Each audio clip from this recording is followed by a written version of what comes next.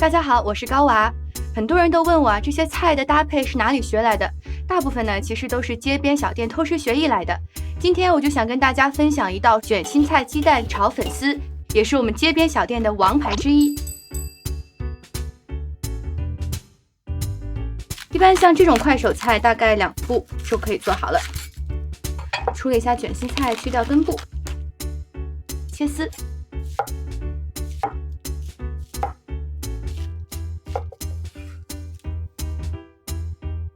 我们今天这个鸡蛋比较小，所以用5颗。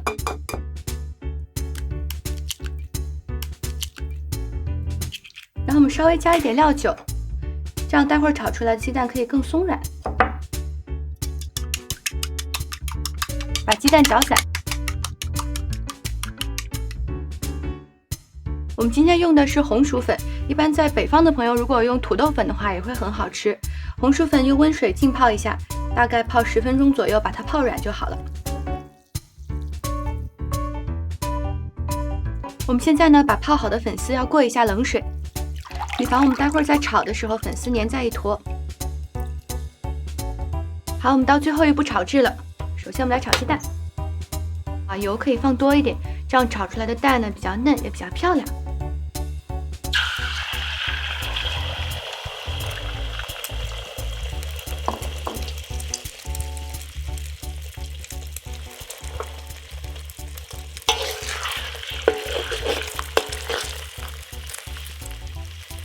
因为我们刚刚放了料酒，所以可以看到鸡蛋很蓬松。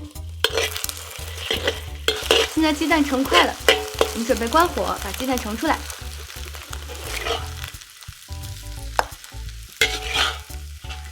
再次开火，加一点点油，用这点油来爆香大蒜和葱。喜欢吃辣的朋友还可以再这样加一点剁椒。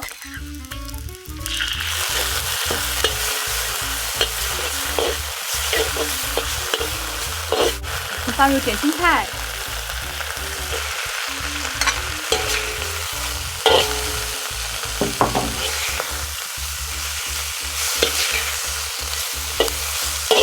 炒得有点软了，我们再加入泡好的粉丝，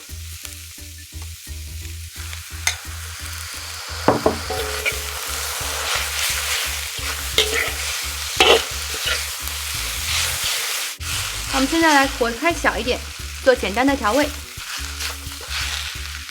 加一点生抽，加一点盐，因为刚刚已经放过剁椒了，盐少放一点就可以。加一点糖，快好的时候呢，加一点蚝油。我们现在把鸡蛋也倒进来，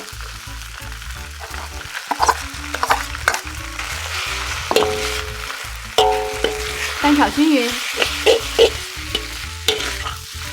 好，我们出锅前加一点芝麻油来提香。好香啊！